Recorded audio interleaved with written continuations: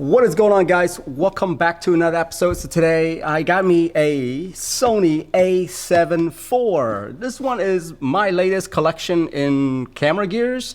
As you can tell, I have a lot of camera gears. Well, actually, you can't tell.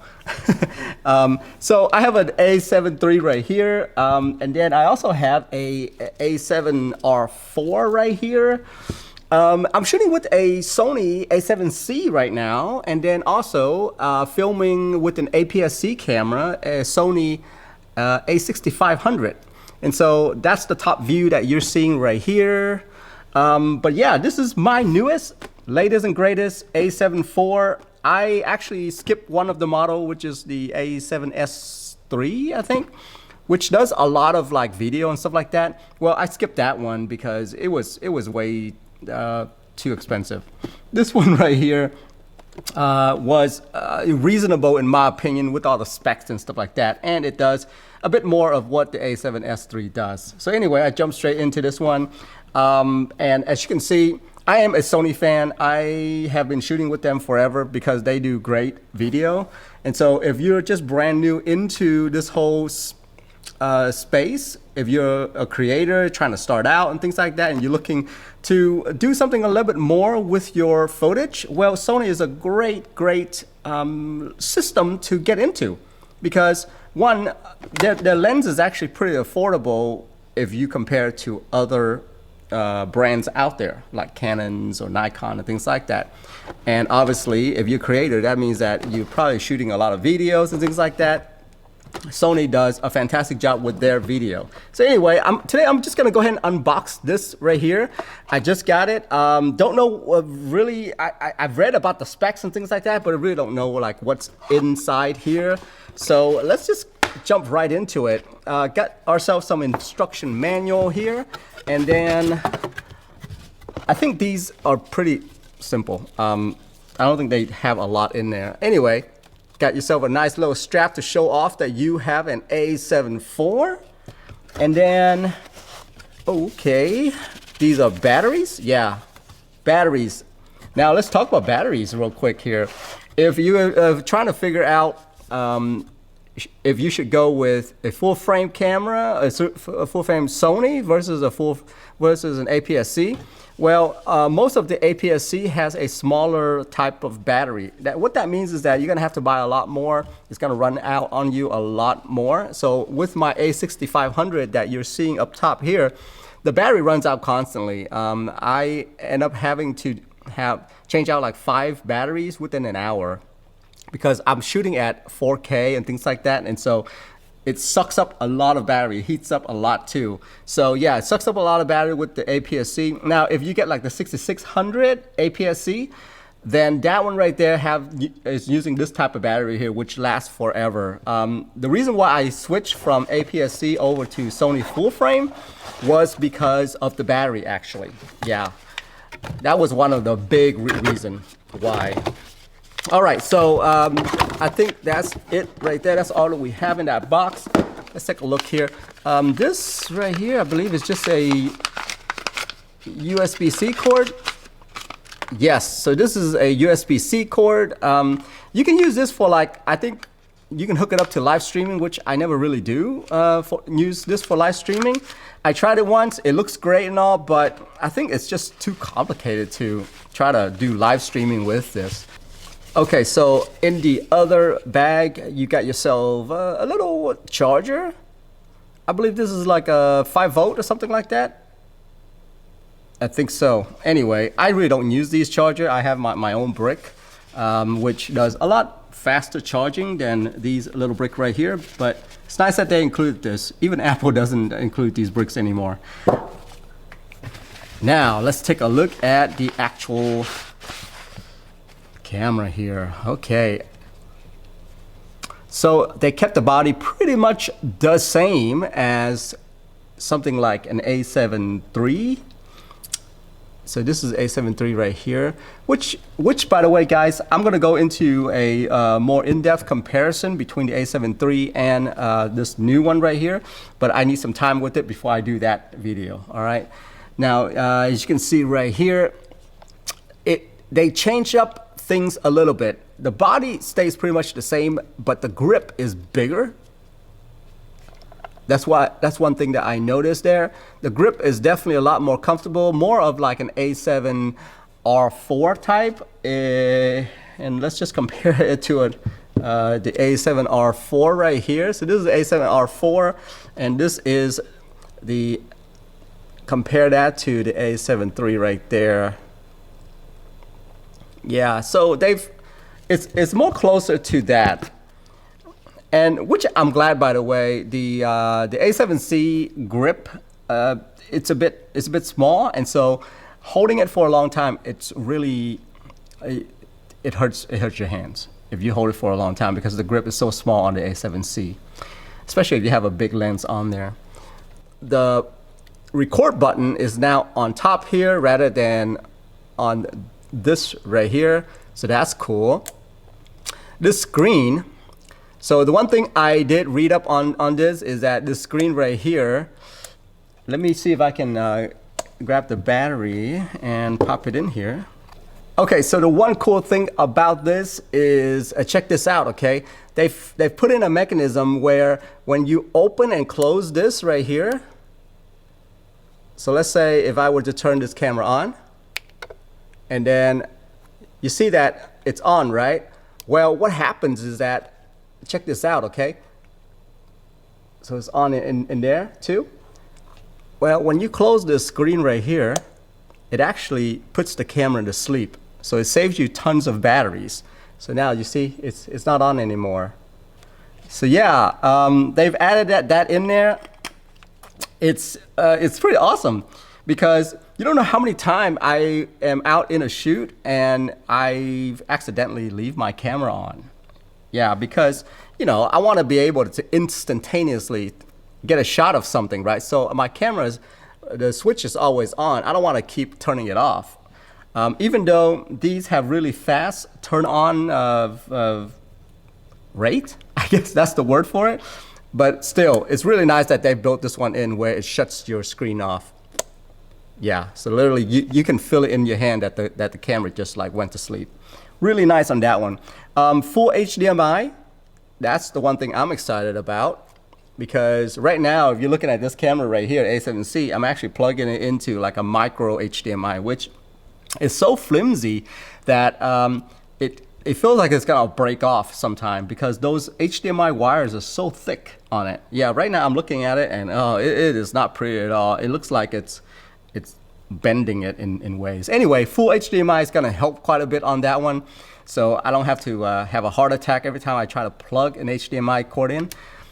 So check this out. I love this that they separated this port right here. This is the mic port, and they put it in a little bitty slot for it, another slot for it. The reason why is this thing for me is always open, because I'm always using a mic on top of my camera. And so I'm so glad that they left this one little port open for me and close all the other one out, because I really don't need all these other features on here at all. Yeah. So headphone out, and then there's micro HDMI, I think. Yeah, micro HDMI. And then there's a USB-C right there where you can really charge your camera with that. You can plug it in, and like I said earlier, you can use as a webcam. So yeah, pretty simple. But I'm so glad that they left those ports closed. So if you look at like the A7R4 right here, look at that. That's the only port that I really need right there, but all these other ones are exposed because, well, I kind of need to leave this door open, right? So I'm glad they made that change where they split that up into two different doors. Really nice. Really nice, because that's really all that I need. Little change like that, for me, it's worth the upgrade right there. But the real upgrade, though, is the actual flip-out screen. To me, that's the big upgrade for me. Not necessarily the 4K at 60 FPS, which is what this the A7IV does. It's really not even that, because I find myself don't really need that feature, you know, because I always shoot at 4K at 24, and then if I want to do like a bunch of slow motion and stuff like that, then I would do things like 1080p at 120 FPS. And this thing right here will do 120 FPS at 1080p anyway. So it's not like you can do 4K at 120, right? Anyway, for all you a video geek out there, that's my thought process. But yeah, really nice, really nice. I really like the fact that they upgraded pretty much everything on here from all the knobs. So if you look at this, if you are a previous A7 III user, you're gonna know this one right here. They've separated these things now. Look at this.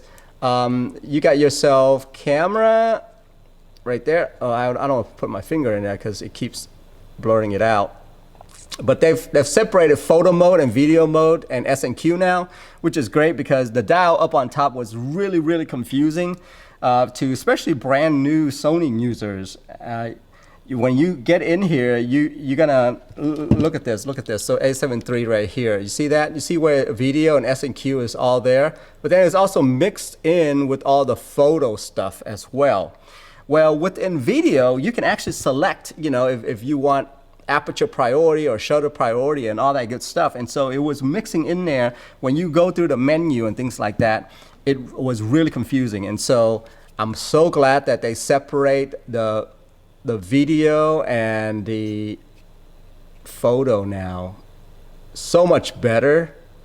So now it's a lot less confusing. And at the same time, on top of this, I like the fact that they do these switches here where I have to press in on this to flip the switch, because let me tell you, there's so many times when I accidentally flip the switch and it ruins a lot of opportunities. So when I'm a run and gun type of videographer, and so when I see a moment and I accidentally had flipped over to photo, flipping over to something like video, it's gonna take time for it to kick in, you know? And so I'm really glad that they locked those down. Speaking of locking down, this switch right here is the bane of my existence right here, this little switch. On here, let's say some of the other cameras like my A7C or even A7 III right here, I keep touching this. I keep rubbing against it and it would like go one notch up or down and stuff like that. And I find myself after the fact, once you import the photo, you're like, why is the footage so bright or so dark, right? Well, because I accidentally flipped that switch without knowing. And that switch is really easy to flip, by the way. Very easy to flip. Now they've locked it down. See this? There's a little button right here. You have to press it and then you can adjust it. And then once you press it again, it locks it in. You can't move it anymore, which is great. Oh my gosh. They actually need to lock this one down too, because it's way too close to my thumb over here. But anyway, that's all I'm asking for though, is that they lock some things down, which looks like they're getting in there. All the controls and stuff are all the same. If you're coming from A7 III or even A7C, it's pretty much all the same, guys. Pretty much all the same. All the controls. Now, let's talk about the menu system. The menu system are actually brand new. That's what I did notice watching all the spec videos and things like that. Really nice. I like the fact that the menu system now correlates with your photo or video mode right there. So let's say right now I'm on video, right? So you see that icon right there, that's on video right there. So all the settings that you see on here all has to do with video now. So if I were to flip it over to photo and then go back into the menu, now you're gonna see even that icon has changed to photo mode. Yeah, so now you can, you know, change image quality. So then it will say things like what kind of image quality it is. So let me flip over that. Yeah, image quality. So now you can see that it says JPEG and things like that. Yeah, so very specific settings to photo or video. So I flip it over to movie again, go back into it. Now it says file format. So now you can select 4K, so on and so forth. Really nice that they've split that up. It's a big deal that they've split that up because it was very confusing when I first started on the Sony system, on the A7 Not the A7, but the A6500. Really confusing, but gotten used to it. Now they've made that change, so it's even better. So for the folks that are coming back into this and just upgrading, awesome little thing. Anyway, but yeah, that's about it. Everything else is pretty much the same over here. I mean, if you care about the new CF Express card slot that they have here, if you care about that, that's available now versus on some of the other ones. So, but I really don't use that kind of card slot just because it's way too expensive. Yeah, but yeah, that's it right there. One last thing that I didn't notice is this right here. So you see, this is a big deal, by the way. I don't know if you guys know this or not, but look at this. Whatever that you are, however you move this, it's staying now. Versus, let's say this one right here. You see this? Do you hear it? Guys, it's a big deal for video folks, okay? Because this thing right here, every videographer that I know that have gotten a Sony have removed this little tab right here because it would get into the mic sound. But now they fixed it. Now it stays. I mean, I'm still gonna remove it, but at least they fixed it, and now it's staying. See that? Very nice. Anyway, it's the little things that count, right? And to me, that is a huge little thing right there that they've done. Anyway, guys, so that's it for me. That's my unboxing of the A7 IV right here. I hope you guys like that. I will do an update video doing some comparison between the A7 III and then the A7 IV and so on and so forth, just in case for some of you out there that are doing are using A7 III and thinking about upgrading. Anyway, that's it for me. I am out of here. Have a good one.